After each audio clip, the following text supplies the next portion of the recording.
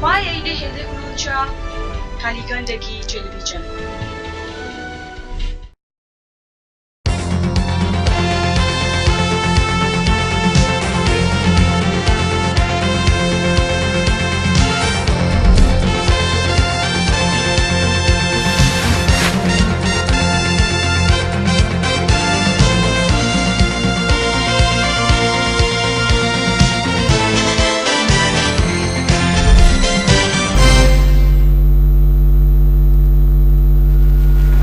आदरणीय दर्शकहरू नमस्कार। कालीगण्डकी टेलिभिजनको साप्ताहिक कार्यक्रम परिवेशमा यहाँहरूलाई स्वागत छ भनेर जीसीको तर्फदेखि। दर्शकहरू, अहिले देशैभर बाढी पहिरो लगायतका विपदहरू सिर्जना भइरहेका छन्। विपद सबै समयमा आउने प्रकृतितर्फको हो। कतिपय विपद प्राकृतिक हुने गर्छन् भने कतिपय मानव सृजित विपदहरू पनि हामीले देख्दै र भोग्दै आइरहेका छौँ। तिनै मानव सृजित विपदहरूलाई हामीहरूले नै विचार नगराएर हुने गर्दछन्। यस्तै जिल्लाभर भइरहेका विपद व्यवस्थापनका पाटाहरू र भइरहेका विपदका घटनाहरूको बारेमा आज हामी छलफल गर्न जुटिरहेका छौँ। आज हामीसँग हुनुहुन्छ जिल्ला वैश्विक पर्वत उद्धार समितिका सदस्य, नेपाल रेडक्रस सोसाइटीका केन्द्रीय सदस्य एवं जिल्ला शाखा पर्वतका सभापति रुद्र बाहादुर रिमालजी। आउनुहोस् कार्यक्रम परिवेशमा यहाँलाई स्वागत गरौँ। नमस्कार। साप्ताहिक कार्यक्रम परिवेशमा स्वागत छ। नमस्कार। यहाँ सम्पूर्णमा सन्ध्याकालीन मेरो नमस्कार छ। हिजो आज के व्यस्त हुनुहुन्छ अहिले? अब हामी कुनै पनि विपद अब बिना सूचना आउने भएको हुनाले अहिले अब विपद कतिखेर परि आउँछ, कहाँ कहाँ बाढी पहिरो, खास गरिकन हाम्रो जिल्लामा धेरै के अरे जनताहरू सङ्कटासन्न अवस्थामा हुनुहुन्छ। त्यस्ता सम्भावित विपद निम्ति सम्भावित हाम्रा स्पोटहरू छन्। त्यस कारण हामी त्यसैको तयारीमा जुटेका छौँ र पूर्व तयारीमा हामी लागेका छौँ। अहिले हाम्रो जिल्लामा विपदका घटनाहरू विशेष गरी कुन कुन समयमा बढी मात्रामा हुने गर्छन्? यहाँहरू एउटा समितिभित्र रहेर काम गर्दै गर्दा त्यस खालको मूल्यता पनि होला। खास कुन कुन समयमा हामी बढी जोखिममा छौँ भन्ने लाग्छ? अब खास गरिकन अब हिउँदमा हुने जोखिम भनेको धेरै आगलागी नै हो। आगलागीबाट धेरै हुन्छ। अनि अहिले त के देखिएको छ भने यो विद्युत सर्ट भएर पनि धेरै आगलागी हुने गरेको छ र वनमा डढेर लाग्ने, त्यो फेरि बिचबिचमा त्यो जङ्गलको बिचबिचमा घरहरू हुने, अनि त्यस्तो ठाउँहरूमा बढी विपदको के अरे अवस्था आइलाग्छ। त्यो खास गरिकन आगलागीबाट हिउँदमा। अब बर्खायाम लागेपछि हाम्रो जिल्लामा यहाँहरूलाई थाहा छ धेरै यस्ता ठाउँहरू छन्, सम्भावित के अरे ठाउँहरू छन् जहाँ कुनै पनि बेला अलि भारी वर्षा भयो भने त्यहाँ बाढी पहिरोले त्यहाँका जनताहरूलाई सताउने गरेको छ र हाम्रो जिल्लामा पनि त्यो विद्यमान छ। त्यो अवस्था विद्यमान छ। हामी त्यसैको उसमा अब लागि परेका छौँ। हामीले पूर्व तयारी, विपद पूर्व तयारीको के अरे कार्यक्रम पनि बनाएका छौँ र यी उद्धार राहतका सामग्रीहरू पनि स्टक गरेर हामीले राखेका छौँ। हामी तयारी अवस्थामा हाम्रा दिदीआटी ट्रेनिङ लिएका तालिम प्राप्त हाम्रा के अरे स्वयंसेवकहरूलाई पनि हामीले तयारी अवस्थामा राखेका छौँ। अब अहिलेको अवस्था यही छ। खास गरी विशेष गरी यो वर्षाको समय विपद बढी हुने गर्छ। यसैलाई सायद हामीले विपदको समय हो भनेर पनि मूल्याङ्कन गर्दा हुन्छ। के भन्नुहुन्छ यो अलिक वर्षामा बढी मात्रामा प्राकृतिक प्रकोपहरू हुनुका खास कारणहरू के छन्? कसरी आउँदा भएको छ? अब यो विपद त दुई किसिमले आउँछ। एउटा प्राकृतिक प्रकृति प्रदत्त भयो भने अर्को मानव सृजित पनि हुनसक्छ। अब अहिलेको यो बिना सोच भन्नुपर्छ। हुन त अब सबै प्राविधिकहरू पनि त्यसमा लाग्नुभयो होला, अब अन्य हामीभन्दा बुद्धिजीवीहरू पनि त्यसमा लाग्नुभयो होला। अब अहिले अन्धाधुन्दा खनिएका यी मोटर बाटाहरूको कारणले पनि धेरै यहाँ पहिरो आएर ती माथिका ढिस्काहरू खसेर त्यो घुम्तीहरू भत्केर अनि धेरै घरहरू अथवा परिवारहरू बिचल्लीमा परेका छन्, त ती सङ्कटासन्न अवस्थामा परेका छन् भने अब प्रकृति प्रदत्त कुराहरूमा त अब अस्ति भर्खर हामीले देखियो जलजरा गाउँपालिकाको अब वडा नम्बर 8 र वडा नम्बर 7 धाइरिङ र नागरीबाङमा अब विभत्स त्यहाँ चाहिँ के अरे पहिरोले के अरे एकजनाको ज्यानै गयो। अब 4 जना अब यहाँ अञ्चल अस्पतालमा, बागलुङ अञ्चल अस्पतालमा उपचार हुन नसकेर पोखरा पठाइयो। पोखरामा पनि हुन नसकेर उहाँहरू अहिले टिचिङ इन्स्टिट्युट काठमाडौँमा उपचार गराइरहनु भएको छ। अब उहाँहरूको अवस्था पनि चिन्ताजनक छ भने अन्य घरबार विहीन भएर त्यहाँ धेरै सङ्ख्यामा घरबार विहीन हुनुभएको छ। अब उहाँहरूलाई चाहिँ अस्थायी के अरे त्रिपालको एउटा अस्थायी एउटा टेन्ट बनाएर मतलब टेन्ट हाउस जस्तो बनाएर उहाँहरूलाई हामी बसोबास गरेका छौँ भने अब यस्ता कमजोर ठाउँहरू अन्यत्र पनि छन्।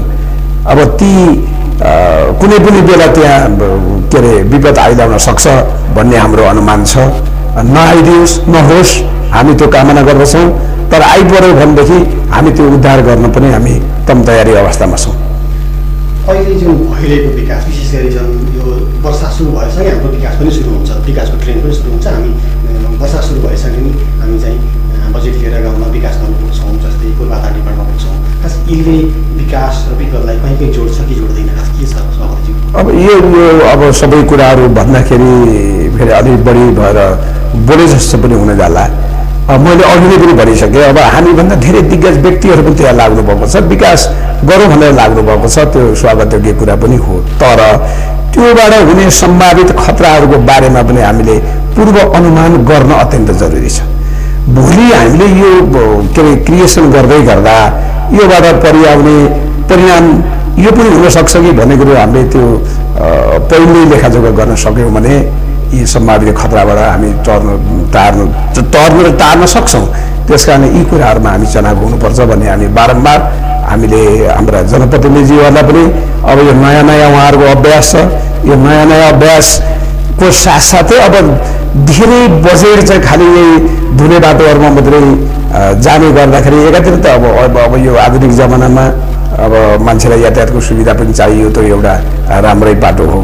अब तर ती जथाभावी खनिए कि के भयो कि अब त्यसले गर्दाखेरि निम्तिने विपदहरू पनि के अरे ती मानव सृजितै हुन् भनेर हामीले भन्न सक्छौँ। त्यो गर्न अलि विचार पुर्याएर गर्नुपर्छ जस्तो मलाई लाग्छ। स्थानीय तहले विपदलाई कसरी हेरेको अवस्था छ अहिले? स्थानीय तहले तपाईँहरू जहाँ एउटा उद्धार गर्नु पुग्नु भएको छ, स्थानीय तहसँग पनि सहकारी गर्नुभएको होला, उहाँहरूले पनि एउटा विश्लेषण गर्नुभएको होला। कसरी स्थानीय तहले अहिले भइरहेका निम्तिका विपदहरूलाई हेरिरहनु भएको छ? अब स्थानीय तह त मैले भनिहालेँ नि, अब नयाँ नयाँ अभ्यासमा हुनुहुन्छ उहाँहरू। अब उहाँहरूले कुराहरू धेरै जान्नुभएको छ, तर त्यो अभ्यासमा उहाँहरू पुगिसक्नु भएको छैन। त्यसैले हामीले सुन्छौँ, हाम्रो जनप्रतिनिधिजीहरूसँग हाम्रो भेटघाट हुन्छ। त्यो भेटघाटमा उहाँहरू भन्नुहुन्छ हामी पनि अलिकति अनुभवको कमी छ, अब यहाँहरूले हामीलाई चाहिँ अलिकति दोहोऱ्याउनुपर्छ, हामीलाई पनि सरसल्लाह यहाँले दिनुपर्छ, यहाँहरूको सरसल्लाह र सुझावको हामी अत्यन्तै अपेक्षा राख्छौँ भन्ने कुरा उहाँहरूबाट आएको छ। उहाँहरू लाग्नु भएको छ। अब यो त नेपाल सरकारले अथवा गृह मन्त्रालयमा जुन एउटा विपद व्यवस्था विभाग छ त्यो अन्तर्गत सम्पूर्ण हाम्रा नगरपालिका भए, गाउँपालिका भए, प्रदेश भयो, यी केन्द्र भयो, सबैमा विपद व्यवस्थापन समिति गठन गर्ने यो नियमावली पनि आइसकेको छ। र अब यो गाउँ स्तरमा, वडा स्तरमा पनि यसलाई लान अत्यन्त जरुरी छ। कतिपय ठाउँहरूमा त हामी पुगेका छौँ, हाम्रा समेत प्रतिनिधि राख्ने त्यो विधानमा प्रष्ट लेखिदिएको छ, रेडक्रस सोसाइटीले राख्नुपर्छ भनेर। तर अब यो सबै गाउँपालिका, नगरपालिकाका वडाहरूमा यो फर्मेसन भए जस्तो मलाई लागेको छैन, कतिपयमा त भइसकेको छ। अब त्यो गर्न अत्यन्त जरुरी छ। कसरी जोड्दै हुनुहुन्छ त्यो वडा तहसम्मलाई यहाँको संयन्त्र? हाम्रो संयन्त्र त हाम्रो त उपशाखाहरू छन् नि। अब नगरपालिका अन्तर्गत पनि जस्तो मान्नुहोस्, अब कुष्म नगरपालिका अन्तर्गत हाम्रा कतिवटा उपशाखा छन्। अब एउटा उदाहरणको लागि अब पाङखुरकोट उपशाखा एउटा, कुष्म एउटा, अनि खरिया उपशाखा एउटा, चुवा उपशाखा एउटा, अनि कटुवा चौपनी उपशाखा, के अरे पिपलबारी उपशाखा, पकुवा उपशाखा। अब यति उपशाखाहरू त यो हाम्रो नगरपालिकाभित्र छन्। त्यस्तै मोदीमा पनि त्यति छन्, अनि फलेवास नगरपालिकामा पनि छन्, र अन्य हाम्रा गाउँपालिकाहरूमा पनि हाम्रा उपशाखाहरू छन्। हामीले उहाँहरूलाई अनुरोध पत्र पनि लेखी पठाएका छौँ र हामीले भेटेर पनि हामी जनप्रतिनिधिहरूसँग अनुरोध गरेका छौँ कि यो विपदको बेलामा सबभन्दा पहिले थाहा पाउने भनेको के हो? स्थानीय व्यक्तिहरूले, स्थानीय सङ्घ संस्थाहरूले, स्थानीय निकायहरूले थाहा पाउने कुरा हो। त्यसपछि बल्ल त्यो एउटा रिले हुने हो। त्यसैले हाम्रो पनि त्यहाँ संयन्त्र छ, त्यो संयन्त्रलाई पनि तपाईँहरूको यो संयन्त्रमा राख्न एकदम जरुरी छ र जसले हाम्रो एउटा भोलि उद्धार राहत कार्यमा यसले ठुलो महत्त्व पुर्याउँछ भन्ने कुरामा उहाँहरूलाई हामीले विश्वास पनि दिइरहेका छौँ र उहाँहरूले पनि त्यो महसुस गर्नुभएको छ। त्यही किसिमले अब यो बारम्बार हाम्रो दैपुरको उद्धार समिति थियो पहिले, अहिले विपद व्यवस्थापन समिति भन्छ, नयाँ संशोधन भएर आयो नाम। त्यसमा नगरपालिकाका प्रमुखहरू अनि प्रशासकीय प्रमुखहरू अनि गाउँपालिकाका यस्तै किसिमले चाहिँ उहाँहरू पनि आउनुहुन्छ र उहाँले अब धेरै बुझिसक्नु भएको छ र उहाँहरूले पनि अब हामी तल्लै फ्लोरबाट अब हामी के अरे स्थानीय निकायबाटै हामीले यो विपदको व्यवस्थापन गर्न हामीले पर्दो रहेछ भन्ने कुरो उहाँहरूलाई थाहा त छ, तर व्यवस्थापन कसरी गर्ने भन्ने कुरो उहाँहरू अब धेरै परिपक्व भइसकेको मलाई लागेको छ। केही वर्षको अनुभवले स्थानीय जनप्रतिनिधिहरू पनि केही विपदको बारेमा सोच्न सक्ने भइसक्नु भएको अवस्था छ। एकदम उहाँहरूले अझ सोच्नु भएको छ।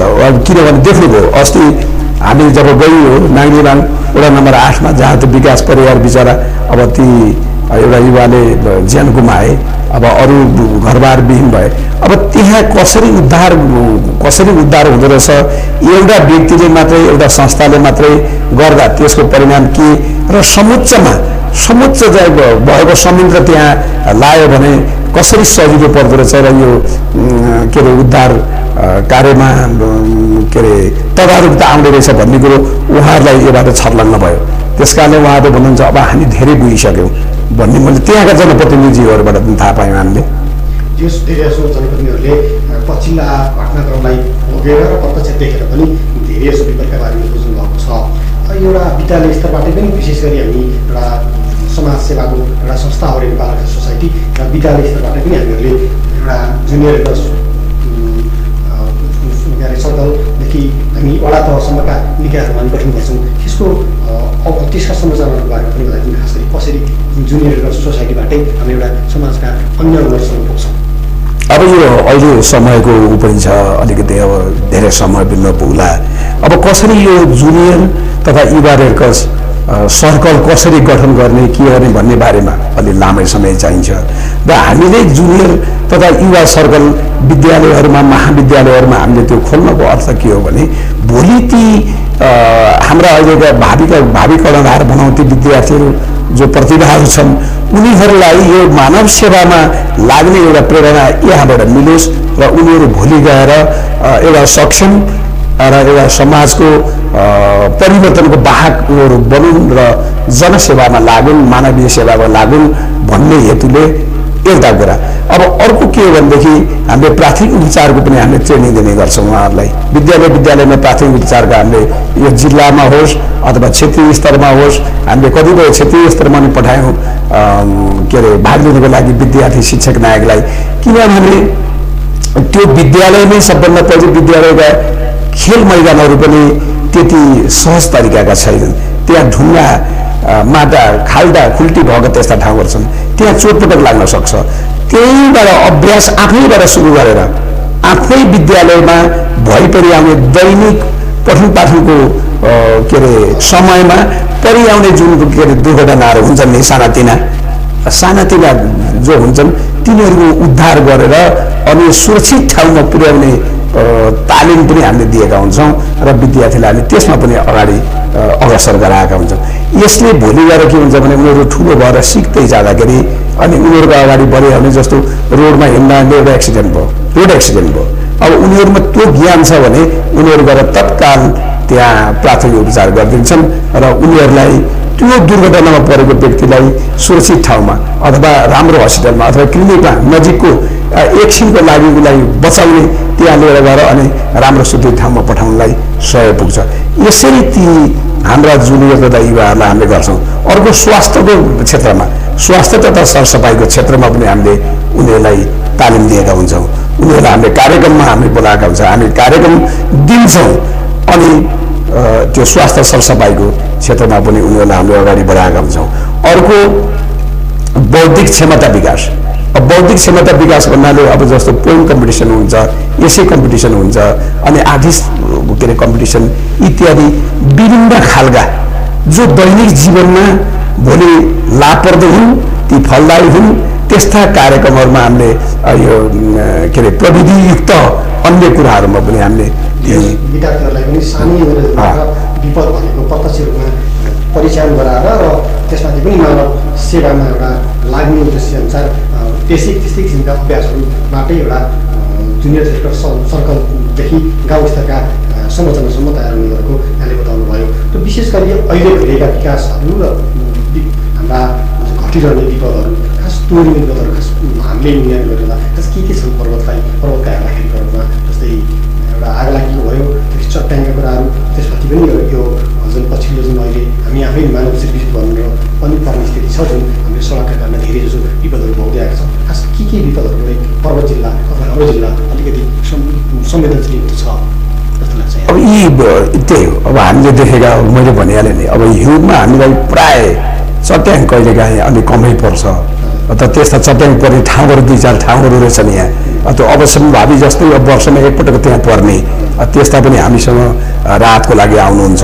अब अर्को त धेरै आग लागि नै हो हाम्रो हिउँदमा त अब अद्ने त्यो त अब यो भूकम्पले जुन अलिकति आंशिक क्षति बनाएको थियो ती भवनहरू लड्ने इत्यादि गर्ने कुरा ती भूकम्पले निम्त्याएका हुन् त भूकम्प जतिसुकै आउने पनि होइन अब ती हुन् तर खास गरिकन हिउँद को बेलामा हामीलाई हाम्रो रेकर्डमा चाहिँ अहिलेसम्म रेकर्डेड भएका धेरै जसो कम मात्रामा चट्याङ भए धेरै मात्रामा हाम्रो आग लागेका छन् भने वर्षायाममा त कोही खोला अब जस्तो त्यही एउटा लस्ती खोला भनौँ न अब वारीकोले सके पारी फाल्नु सके वारी फाल्नु जुन 2 किनारा पट्टिका घर परिवार त्यहाँ बासिन्दाहरू हुनुहुन्छ उहाँहरू आफै कारणले आफैलाई उहाँहरूले चाहिँ विपद निम्ताउनु भएको छ। हामीले त लस्तीमा हामीले देख्यौँ अस्ति अब ठुल्ठुला ढुङ्गाहरू बिचमा बस्थ्यो भने त्यो खोलो जता पनि जान सक्छ। अब दायाँ लाग्यो भने दायाँपट्टिका बस्तीहरू सखाप अब बायाँपट्टि लाग्यो भने बायाँपट्टिका सखाप। अब यो एउटा नदी जन्ने कुरा पनि छ एउटा नदीले पनि यो गरेको छ। अब यो नदीको बारेमा धेरै नभनौँ अब नदी जता लग्यो उतै जाने के अरे जता मान्छेले लग्यो उतै जाने पनि हुनसक्छ किनभने त्यस्तो किसिमको बाटो बनाइदिएको छ हिउँदमा अनि त्यहाँबाट गिटी बालुवा ढुङ्गा इत्यादि गएको कारणले नै होला अनि अन्य कारणले नै होला अनि खोलो गइदिन्छ एकातिर एउटा त्यसले खोलाले पनि गरेको छ भने अब बढी मात्रामा हाम्रो पहिरोले अनि त्यसको साथसाथै कमजोर जग्गा छ भने अब खाल्टाखुल्टी पर्ने भाँसिने अब त्यस्तो किसिमको पनि आएका छन्। अब के अरे भाँसिएर पनि घरमा बस्न भएन भन्ने पनि 2-4 जना हामीसँग आइपुग्नु भएको छ रेड क्रसमा त्यस्ता अब हामीलाई बस्ने चाहिँ व्यवस्था अझै पऱ्यो यहाँ ढाकिदिनु पऱ्यो ती खाल्टाहरूमा त्यो त्रिपाल लगाएर हामीले व्यवस्था पाउनु पऱ्यो भनेर हामीसँग आउनु भएको छ।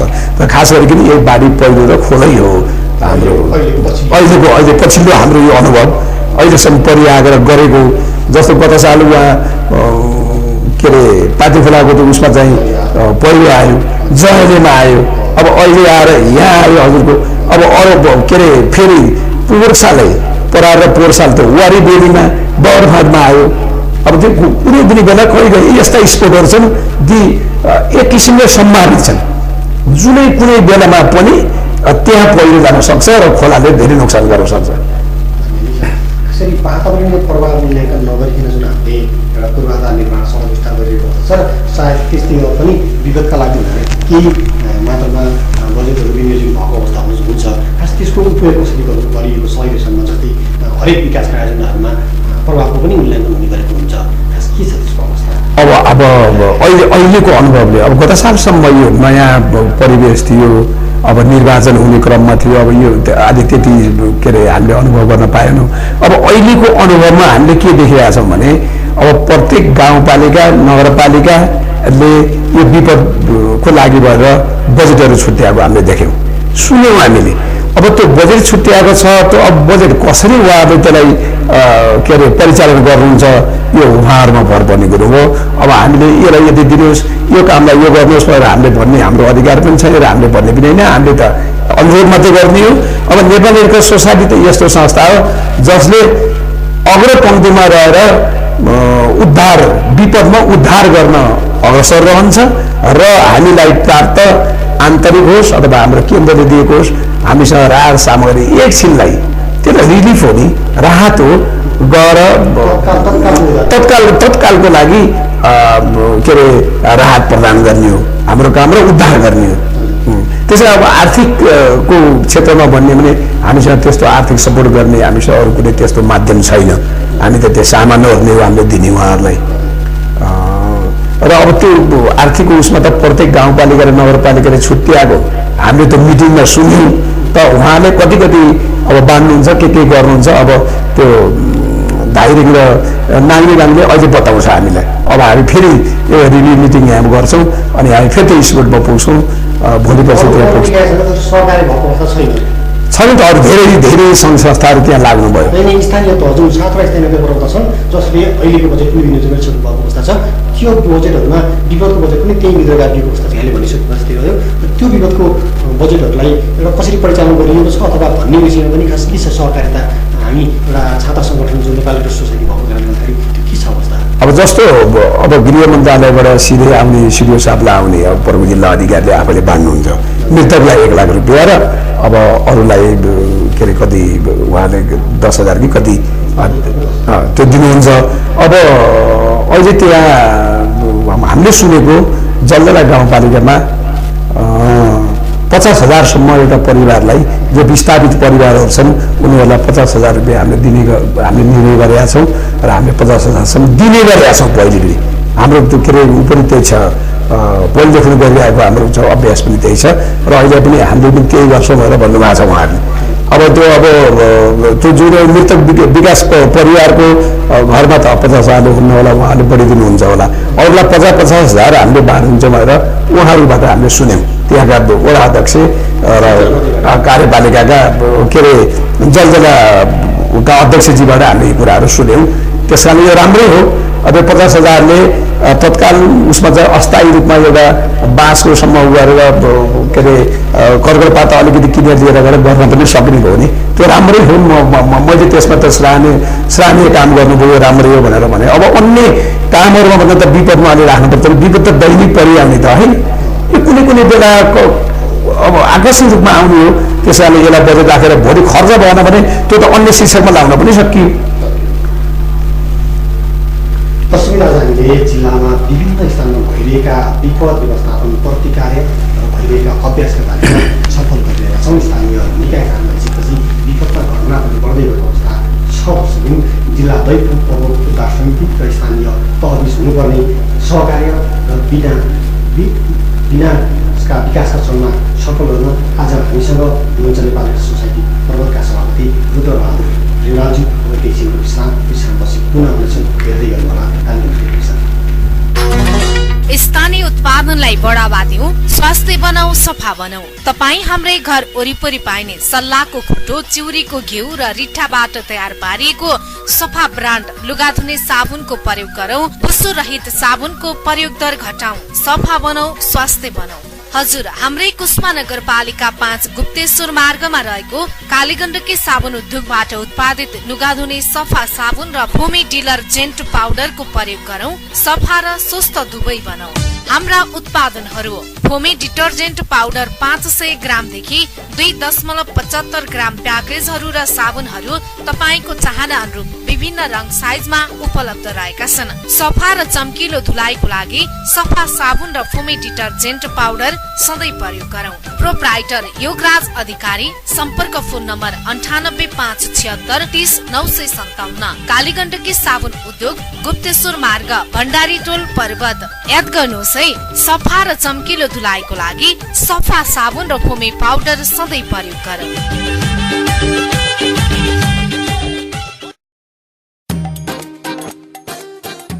तपाईँ गुणस्तरीय इलेक्ट्रोनिक्स पसलको खोजीमा हुनुहुन्छ?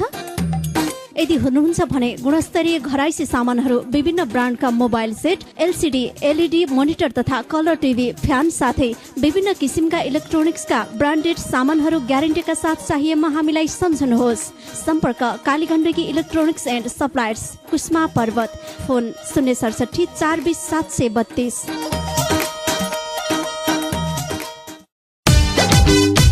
यदि तपाईभित्र भएको गायन, नृत्य तथा वाद्यवादन कला बाहिर प्रस्तुत गर्न चाहनुहुन्छ? यदि चाहनुहुन्छ भने हामी तपाईलाई सक्षम गायक, वाद्यवादक तथा नृत्यकर्मी बनाउन सक्छौं। विगत 1 दशकदेखि हाम्रै कुस्मा बजारमा सञ्चालित गोपाल योञ्जन कला प्रशिक्षण केन्द्रले आधुनिक प्रविधि युक्त वाद्य सामग्री सहित प्रशिक्षण गराइरहेको सम्पूर्ण गीत संगीत कर्मीहरूलाई जानकारी गराउँदछौं। तपाईका बाबु नानीमा भएको अन्तर्निहित क्षमताको विकास गराउँदै सफल कलाकार बनाउन गोपाल योञ्जन कला प्रशिक्षण केन्द्रलाई सम्झिनुहोस्। हाम्रा सेवाहरू टिपिकल वाद्यवादनदेखि अत्याधुनिक वाद्यवादन, गीत गायन र नृत्य प्रशिक्षण सँगै कला र संस्कृति सम्बन्धित सम्पूर्ण सामग्री उपलब्ध गराइन्छ। म्युजिक भिडियोमा कोरस डान्सर, स्टेज कार्यक्रममा कुशल वाद्यवादकहरू, गायकको चाहिएमा उपलब्ध गराइन्छ। साथै हामी कहाँ पूर्व मेचीदेखि पश्चिम महाकाली सम्मका सबै जात जातिका मौलिक लुक, वेशभूषा, गरगहना लगायत आधुनिक ड्रेस भाडामा उपलब्ध गराइन्छ। विभिन्न म्युजिक भिडियोका लागि कोरियोग्राफी तथा कन्सर्ट प्रोग्राममा चाहिने सम्पूर्ण वाद्य सामग्री उपलब्ध गराइन्छ। प्रोपाइटर मान्जी सुरागम, गोपाल योञ्जन कला प्रशिक्षण केन्द्र, कुस्मा पर्वत, नेपाल बंगलादेश बैंक अगाडि। सम्पर्क मोबाइल नम्बर 98 476 35 433, 98 476 47 711। विगत 22 वर्षदेखि सेवा दिँदै आएको होटल वन्दना प्रणाली। हाम्रा सेवाहरू आरामदायी बसाई अनि स्वच्छ मिठो खाना, रूफटप रेस्टुरेन्टको व्यवस्था, 24 घण्टा तातो चिसो पानीको व्यवस्था, विवाह व्रत बन्ध सेमिनारको लागि आधुनिक व्यवस्थित ट्रेनिङ हल, सबै कोठाहरूमा फ्री वाइफाई, एसी, फ्याक्स, फोटोकपीको व्यवस्था, होटलको छतबाट पर्यटकीय दृश्य अवलोकन गर्न सकिने। Proprietor Krishna Prasad Shrestha. Phone number 067 420 423 420 891, mobile 98576 30070 र 98510 64 335। होटल वन्दना, कुस्मा बागलुङ हाइवे, सादा चोक, कुस्मा पर्वत।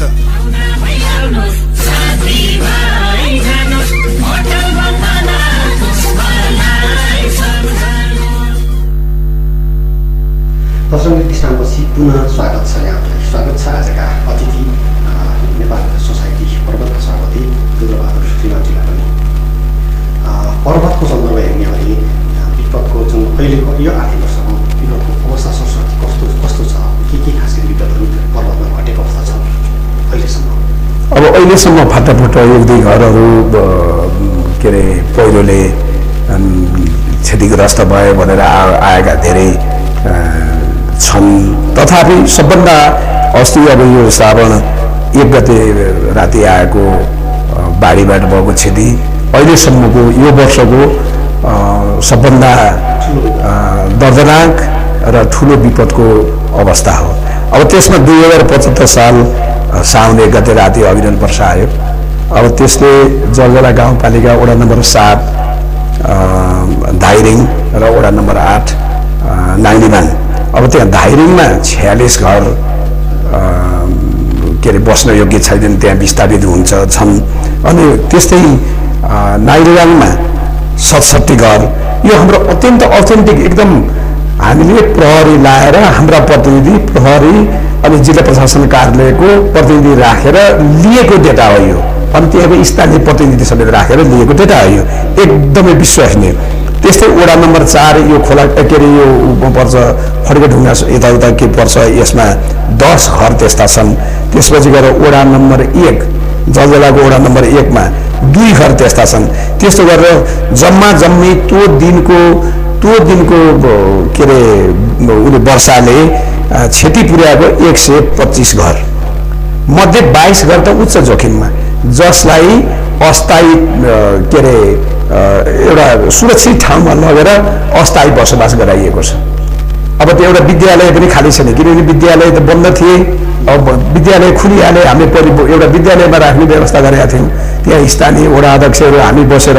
तर अब विद्यालय खोल्ने भयो, अनि विद्यालय खोल्ने भएपछि फेरि हामीले गएर अलि सुरक्षित ठाउँ, अलि अग्लो ठाउँ, त्यस्तो ठाउँमा लगेर यी तिरपालहरू हालेर बाँसहरू काटेर लिएर आएर त्यो तिरपालले ढाकेर उहाँहरूलाई बस्ने व्यवस्था। अब यहाँ कम्बल लिएर गयो, म्याटहरू, अनि त्यस्तो किसिमले चाहिँ बनाइएको ती 22 घर उच्च जोखिममा। त्यसलाई चाहिँ अहिले तत्कालको लागि तिर्पल र बाँसहरूबाट नै व्यवस्थापन गरिरहनु भएको अवस्था छ। अब यहाँहरू जुन विवाद प्रतिकार योजनाहरू निर्माण गर्नुहुन्छ तिनीहरू पनि यो योजनाबद्ध रूपमा एउटा विकासलाई एउटा यो विपदलाई एउटा व्यवस्थापन गर्दै जानुहुन्छ होला। खास के छ त्यो विवाद प्रतिकार योजनाहरू कसरी निर्माण गरिरहनु भएको छ? अब प्रतिकार योजना भन्दा बित्तिकै के हुन्छ भने विषयगत कार्यालयहरू भन्नुपर्छ। जस्तो विषयगत कार्यालयहरू भन्नाले अब रेडक्रसले के गर्न सक्छ। रेडक्रसले गैर खाद्य सामग्रीहरू राहत उद्धारका सामग्री हामी रेडक्रससँग रहने भनेको तिरपाल, काँचो कपडाहरू, भाँडाकुँडा, अनि साडीहरू, अनि ब्ल्याङ्केटहरू, त्यस्तै किसिमले अन्य गैर खाद्य सामग्रीहरू हामीसँग हुन्छन् भने जस्तो अब उद्योग वाणिज्य सङ्घले अब आफ्नै किसिमले अब चामल दाल के गर्न सक्छ अनि उद्योग वाणिज्य सङ्घले अस्ति पनि त्यही गरेका थियो। अब त्यस्तै किसिमले अब खानेपानी अफिस हुन्छ, यी विषयगत अफिसहरू खानेपानी त ढल निकास अफिस छ। अब त्यो उसले अब त्यहाँ खानेपानीको 2 दिनसम्म हाहाकार भयो।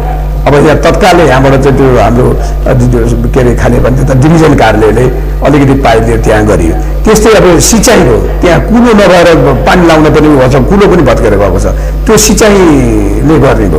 त्यस्तै यो के अरे जालीहरू दिने काम यो हाम्रो चाहिँ जिल्ला प्रशासनको उसमा यो भू सर्वेक्षण अफिस भू सर्वेक्षण कार्यालयहरूले अनि अब वनले त्यस्तै किसिमको अब काठहरू चाहियो भने वनले अब यी सबै विषयगत कार्यालयहरूले त्यो आफ्नो आफ्नो सपोर्ट गर्नुहुन्छ उहाँहरूले। तर तत्काल गर्ने भनेको त रेडक्रसले गैर खाद्य सामग्रीहरू वितरण गर्छ। जिल्ला प्रशासन कार्यालयले मृतकहरू भएदेखि 1 लाख रुपियाँ दिने अरूलाई अनि त्यस्तै किसिमले अलिकति पैसा दिएर तार्ने। अनि मुख्य आधार भनेको त अब त्यहाँका जनताहरू पाल्ने, विपदमा परेकाहरूलाई पाल्ने। अब के अरे बिहान बेलुका तिनीहरूलाई चाहिँ ह्यान्ड टु माउथ गर्ने व्यवस्था गर्ने त त्यहाँको स्थानीय निकायले नै हो। अब अहिले स्थानीय निकायहरू पनि त्यतापट्टि लाग्न अहिले बाध्य हुनुभएको छ र उहाँले गर्नुभएको हुन्छ, त्यतापट्टि अग्रसर भएको पनि हामीले पाएका छौँ। अब यस्तो किसिमले विपद पूर्व तयारी भन्नाले हामी कुन कुन अवस्थामा छौँ त? अब रेडक्रसले के गरेर राखेको छ भने यति परिवारको लागि हामी तयारी अवस्थामा छौँ, त्यति परिवारलाई हामी उद्धार सामग्रीहरू दिन सक्छौँ। त्यस्तै खानेपानीले पनि अब पाइपहरू कस्तो किसिमको पाइपहरू कसरी स्टोर गरेर राखेको छ, त्यस्तै अन्य विषयगत कार्यालयहरूले कसरी आफ्नो व्यवस्थापन गर्नुभएको छ भन्ने पूर्व तयारी हो। त्यही हो पूर्व तयारी। हामी जस्तो त्यहाँ जाने बेला पूर्व तयारीका साथ हामी बसेका थियौँ र हामीले गयौँ त्यहाँ, जति परिवार पनि हामीले पुर्यायौँ त्यहाँ, सम्पूर्णलाई हामीले पुर्याएर अहिले सकेको हामीले उद्धार गऱ्यौँ। हजुर, हुन त सबै मौसम सहायक विपदका लागि उत्तिकै जिम्मेवार र जोखिमयुक्त छन्। विशेष गरी पर्वत जिल्लालाई हेर्ने भने बढी मात्रामा विपद निम्तने समय कुन हो र खास गरी कसरी यसलाई हेरिएको छ सर? वर्षा याम हुन्छ। अब यो असार, श्रावण र भाद्र। अब फाटोफुटो जस्तो परार्सल तपाईँले हेर्नुहुन्छ भने 30 को बेलामा 30 कै दर्खाने दिनमै पक्वामा एउटा ठुलो घटना घटेको हो नि। अब त यो भदौ पनि कम छैन, असार साउन भदौ सम्म चाहिँ यो रहन्छ। यस्तो यो कुनै पनि बेला चाहिँ बाढी पहिरोले यहाँका जनताहरू प्रभावित हुने खतरा यो अत्यन्त प्रबल रूपमा छ हाम्रो पूर्व जिल्लामा। त्यसैले यो अहिले अब बल त सुरुवाती छ यो अहिले। अब अहिले असारमै र अब असारकै दिन भन्नुपर्छ, असार जाने साउन लाउने राति नै हो त पानी परेको। त्यस कारणले अब साउन पनि अब आधा आधी पनि भएको छैन, अब भदौ सिङ्गै बाँकी छ। त्यस कारणले हाम्रो जिल्लामा यो बाढी पहिरो र खोलाको प्रकोप अत्यन्तै भएको मैले महसुस गरेको छु र यो कुनै पनि बेला पर्न आउन सक्छ र योबाट हामी स्वयं इन्डिभिजुअलहरू पनि हामी गाउँका मान्छेहरू पनि सतर्क हुन अत्यन्त जरुरी छ। हामीले घर बनाउँदाखेरि खोला किनारमा लगेर बनाउने, अनि खोलाले एक दिन त खोलो त के अरे बाढ त आउँछ, त्यो बाढ आउँदाखेरि मलाई खतरा होला, मेरो घर लाला अथवा मेरा जान परिवारको ज्यान जाला भन्ने पनि उहाँले ख्याल नगरिकन घर पनि बनाउनुहुन्छ। यो त व्यक्तिहरू पनि अलिकति सतर्क हुनु पर्यो। अब त्यो कुन ठाउँमा बनाउँदा हुने, कुन ठाउँमा बनाउँदाखेरि अलिक खतरा के अरे युक्त छ, अब त्यो ठाउँ त छुट्याएर उहाँले पनि गर्नु पर्यो नि। अब त्यो हामीले लस्तीमा देख्यौँ, लस्ती खोलाले भित्रबाट के अरे खोलो बगिरहेको छ, के अरे घरको जगभित्रबाट चाहिँ खोलो बगिरहेको छ, घर एकदम के अरे पिङ खेल्ने कि पिङको तल्लो जस्तो भएर बसेको छ घर। अब त्यस्तो ठाउँमा उहाँहरूले घर बनाउने, त्यो पनि अलिकति व्यक्तिले पनि अलिकति त्यो विचार गर्नुपर्छ।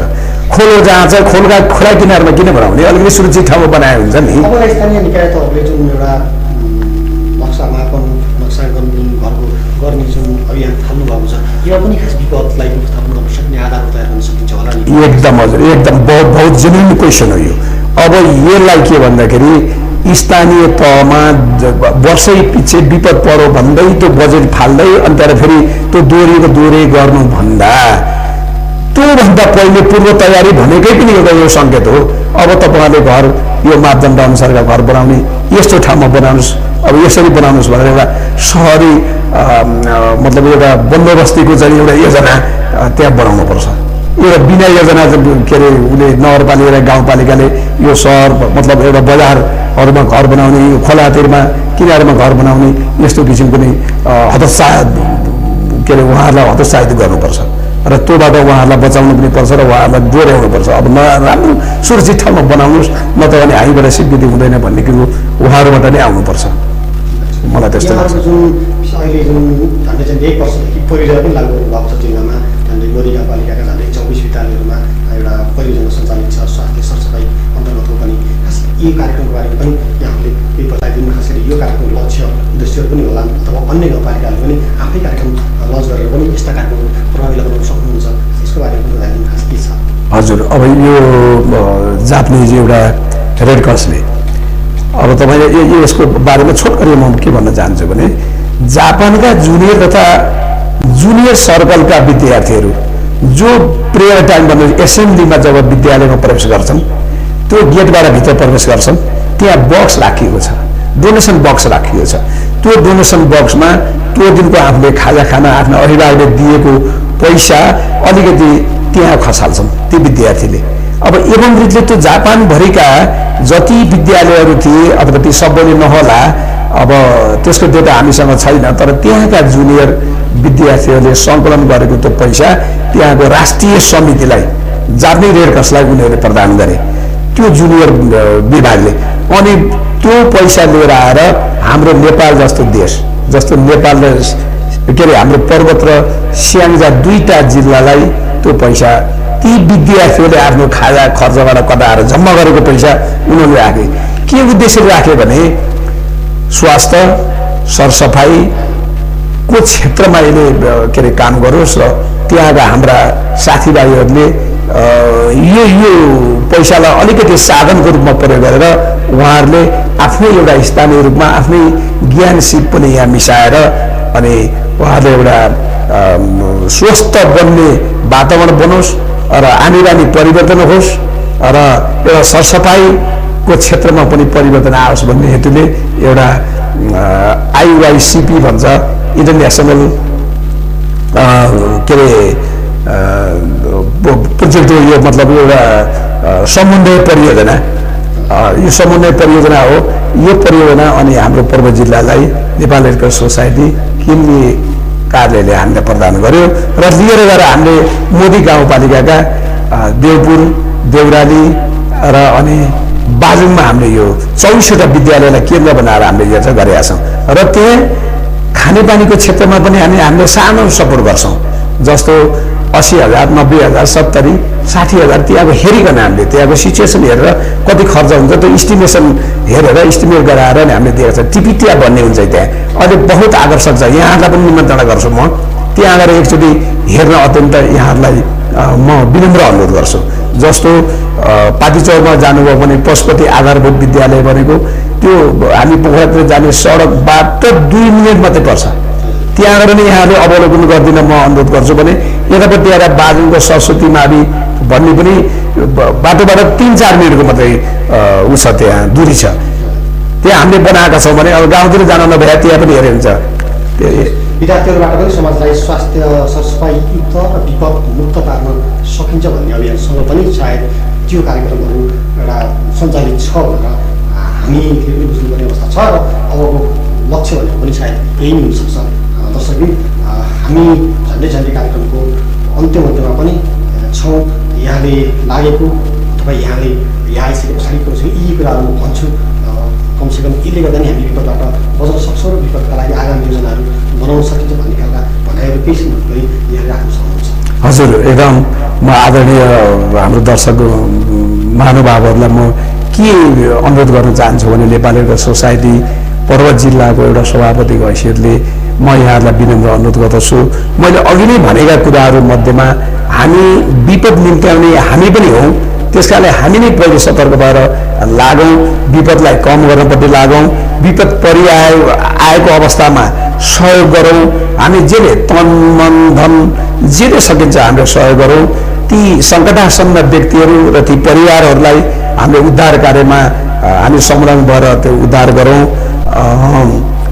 र के अरे खास गरिकन यो आफूबाट सिर्जित जुन विपद हो त्यो नआओस् भन्ने के अरे यहाँले त्यो धारणा राखिदिनु हुन म विनम्र अनुरोध गर्दछु र साथै यहाँहरूसँग फेरि यो मौका जुटेर यहाँहरूसँग चाहिँ मेरा सन्देशहरू केही पुर्याउने अवसर यो कालीगण्डकी टिभीले प्रदान गर्यो।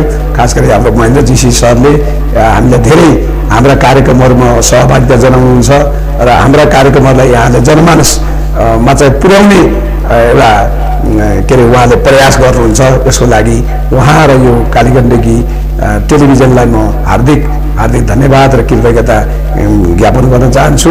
र आदरणीय श्रोतागणहरूमा अब यो केही कमी कमजोरी भएमा नेपाल रेड क्रस सोसाइटीलाई एउटा सुझावको रूपमा यहाँले पनि राखिदिनु हुन म विनम्र अनुरोध गर्दछु र यहाँहरूसँग पुनः फेरि मौका पाएमा भेटघाट भएर आफ्ना विचारहरू राख्ने मैले अवसर पाऊँ म यही के अरे म अनुरोध गर्दछु। र अहिले त हतारमा महेन्द्रजीसँग बाटोमा भेट भयो अनि हतारमा आएर बिना तयारी अहिले मसँग जे कुराहरू थिए प्राकृतिक कुराहरू मैले बिना नराखेको एकदम सच्चा कुराहरू मसँग जे थिए तिनै कुराहरू मैले प्रकट गरिराखेको छु।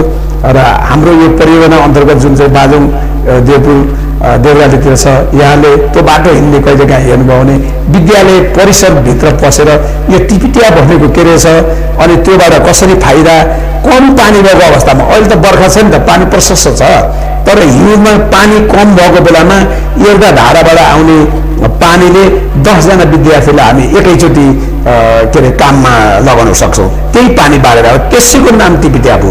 हामी यसरी बचत गरेका छौँ पिउने पानीको पनि किनभने हामीसँग त हिउँमा त पानी त हुँदैन। चैत वैशाखको बेलामा त सुकिया हुन्छन्, मूलहरू सुक्छन्, खोलाहरू सुक्छन्। त्यस कारणले त्यो एउटा पनि छ। अर्कोपट्टि भने स्वास्थ्यको क्षेत्रमा पनि कसरी गर्ने कस्तो खाने अनि हात धुने तरिकाहरू 5 किसिमका तरिकाहरू हुँदो रहेछन् मलाई पनि थाहा थिएन। अब यी किसिमको त जातिज प्रविधिहरू पनि यहाँ आइरहेको छ। यी बारेमा पनि यहाँले अध्ययन मतलब त्यो अवलोकन गरिदिन हार्दिक अनुरोध गर्दै नमस्कार यहाँहरू सम्पूर्णमा।